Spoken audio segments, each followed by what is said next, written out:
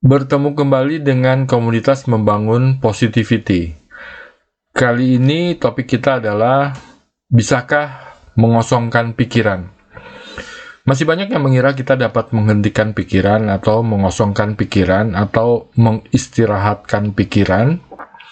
Riset menunjukkan pikiran selalu bekerja saat kita mengira tidak memikirkan apapun, atau saat mencoba mengosongkan pikiran atau mengistirahatkan pikiran. Bahkan menurut hasil scanning pada otak, banyak bagian di otak yang menjadi aktif justru saat kita mengira sedang tidak memikirkan apapun. Saat otak dalam kondisi seperti itu disebut dengan Default Mode Network atau DMN.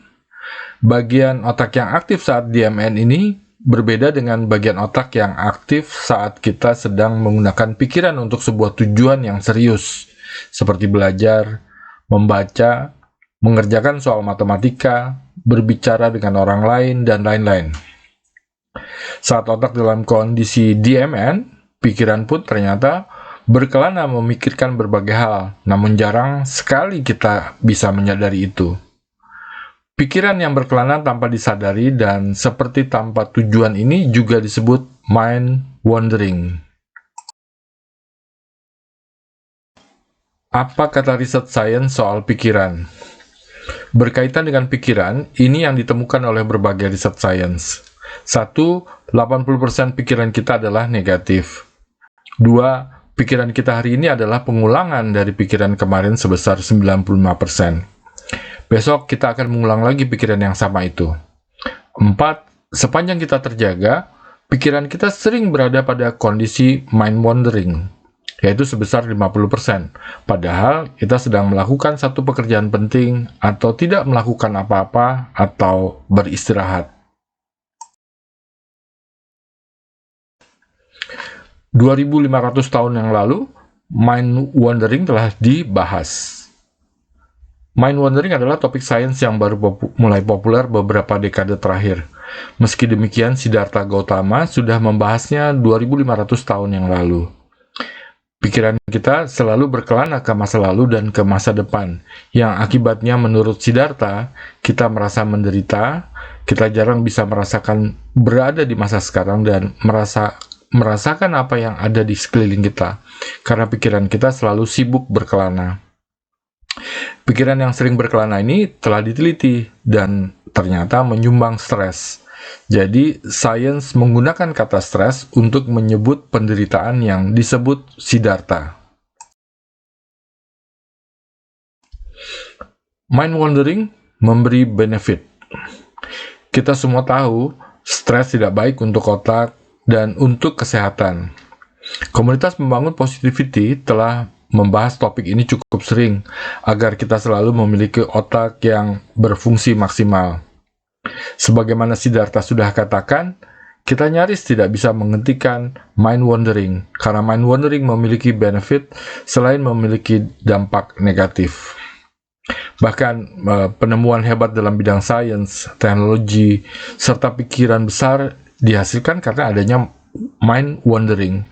Solusi besar dalam peradaban manusia dihasilkan karena pikiran manusia berkelana ke masa depan, membayangkan apa-apa yang bisa membuat peradaban berkembang.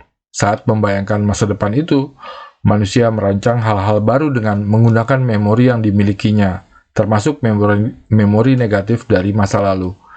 Jadi, meski menghasilkan hal positif, namun mind wandering memiliki dampak negatif, yaitu stres. Mind wandering menyumbang stres. Riset yang dilakukan oleh Harvard University menemukan hampir 50% dari waktu kita ternyata adalah disibukkan oleh pikiran yang berkelana ke masa lalu dan ke masa depan. 50% dari mind wandering ini ada yang menghasilkan pikiran besar, solusi bagus, temuan baru, dan lain-lain yang positif. Meski menghasilkan hal yang positif, mind wandering ini menyumbang stres, apalagi jika saat mind wandering tidak menghasilkan hal positif. Sebuah buku berjudul Wandering Mind yang ditulis oleh Michael Corballis, seorang neuroscientist dari New Zealand, menggambarkan dengan rinci dan mendalam tentang kategori pikiran apa saja yang muncul saat mind wandering. Ia juga menjelaskan bagian apa saja yang terlibat atau menjadi aktif saat mind wandering. Dan bagaimana asal muasal otak manusia memiliki kecenderungan ini? Apakah hewan memiliki kecenderungan mind wandering ini? Itu juga dikaji oleh Corballis, sehingga menjadi jelas mengapa hewan hingga manusia memiliki kecenderungan ini. Mindfulness sebagai kebalikan dari mind wandering. Tahun 1979, Jon Kabat-Zinn mulai memperkenalkan mindfulness practice kepada dunia. Kata mindfulness digunakan untuk menggantikan kata meditation yang digunakan oleh Siddhartha Gautama dan tradisi Hindu yang sudah ada sejak ribuan tahun lalu. Jika diambil intisarinya, maka sebagaimana yang dikatakan Siddhartha, mindfulness adalah sebuah latihan agar 1.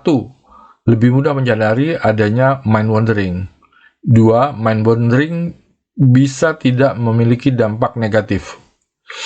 Poin pertama akan membuat kita takjub bahwa akhirnya kita bisa menyadari atau mampu memperhatikan pikiran kita sendiri dengan lebih jernih atau jelas.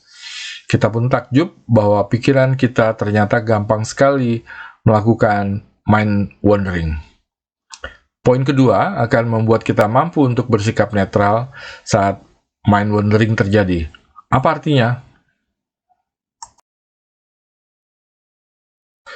Meski stres selalu terpicu saat mind wandering, tentu saja ada cara agar stres tidak terpicu saat mind wandering.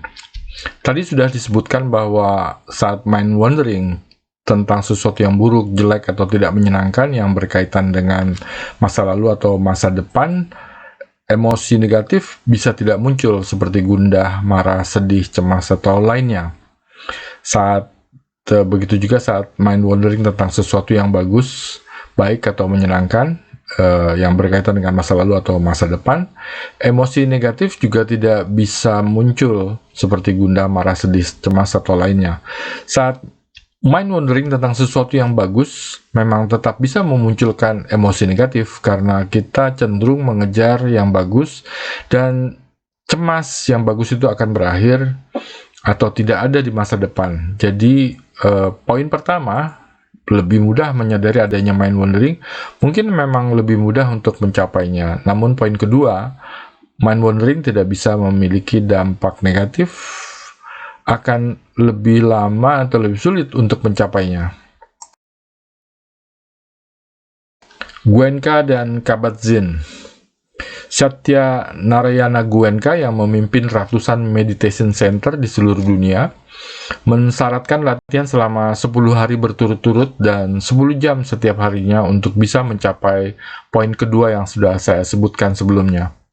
Menurut Goenka, apa yang diajarkannya ini berasal dari apa yang diajarkan oleh Siddhartha 2500 tahun lalu. Goenka ini salah satu orang yang berjasa memperkenalkan meditasi kepada dunia sekuler atau non-sektarian sejak tahun 70-an hingga wafatnya di tahun 2013 lalu. Namun demikian, sains yang diwakili oleh Jon Kabat-Zinn, misalnya, memberi strategi yang lebih ringan, yaitu cukup melakukan meditasi setiap saat atau kapanpun kita memiliki kesempatan. Artinya, itu bisa dilakukan bukan di tempat khusus seperti yang Goenka sampaikan, yaitu di tempat latihan meditasi Vipassana. Menurut sains, kita bisa melakukan meditasi dimanapun, kapanpun, dan dengan posisi apapun. Metode meditasi apa yang bagus?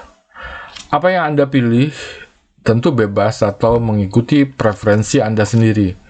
Di Indonesia sendiri sudah banyak beroperasi tempat-tempat berlatih meditasi Vipassana. Meski tak persis sama dengan metode yang diberikan oleh Goenka, salah satu instruktur yang terkenal di Indonesia adalah Yudi Widiantoro. Silahkan Google mengenai itu. Namun jika Anda belum punya waktu yang cukup untuk serius mendalami meditasi Vipassana, tentu meditasi dengan metode sains bisa lebih dahulu dijalankan, Yonggi Mingyur Rinpoche, salah satu biksu Buddha yang terkenal di dunia, juga ikut mempromosikan metode meditasi yang diajarkan oleh Science. Beberapa videonya yang mempromosikan meditasi sekuler ini banyak ditonton orang, bisa dilihat di YouTube. Alasan Mingyur Rinpoche mempromosikan meditasi sekuler ini adalah agar orang tidak kehilangan kesempatan untuk memperoleh benefit dari meditasi. 1 tarikan nafas atau 2 tarikan nafas sudah lebih baik dalam memperoleh benefit daripada tidak meditasi sama sekali, ujarnya. Jika Anda ingin berlatih meditasi, kami dari komunitas Membangun Positivity sudah memiliki beberapa video tentang itu. Anda bisa mempelajarinya dan sekaligus berlatih.